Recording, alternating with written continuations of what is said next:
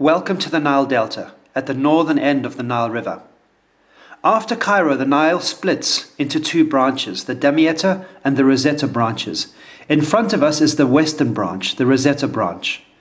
Near to the Mediterranean Sea, we find a fort. And in 1801, while the French were repairing this fort, they discovered a stone tablet, later to be called the Rosetta Stone. And this stone helped archaeologists to begin to decipher and understand ancient Egyptian hieroglyphics. As you stand at the end of the eastern branch of the Nile, the Damietta branch, try and imagine that this river has traveled more than 6,600 kilometers, or 4,100 miles, from eastern and central African countries, such as Burundi, Tanzania, Uganda, and Ethiopia. While in Damietta, you can visit its busy boatyards and furniture shops and taste its delicious sweets. And the best way to end the day is either on the river or on its banks, watching fishing trawlers return from the sea.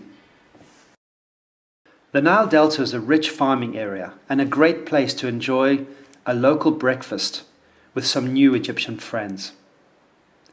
Fowa is a typically friendly Nile Delta town of around 60,000 people, and it is found along the Rosetta branch of the Nile and is our base for Delta tours.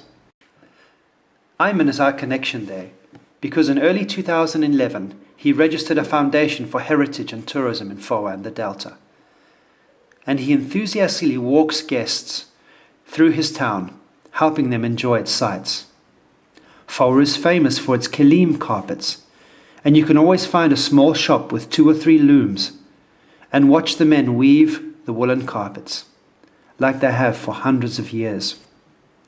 Take time to watch the process and even buy one. You will walk through the market and experience young and older people in their daily lives. Watch men at work, shaping containers with their hammer and anvil. Containers for water, for storage, and for cooking.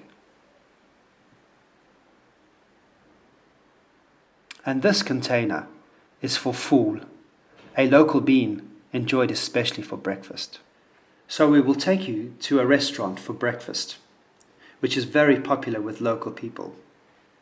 They come here to buy fool and falafel for their first meal of the day, and it's a great way to start the day, as most Egyptians do. Mohammed is our tour guide, coming from a farm nearby Fowa. He enjoys to take guests into the famous mosques of Fowa, and they are hundreds of years old and continue to be a place of worship for many people. While in the mosque, Mohammed will take you aside and explain some of the basics of his belief, and it is a good time to ask questions and learn and understand a little bit more about each other. We like to end the day as the sun sets on the river just outside Fowa.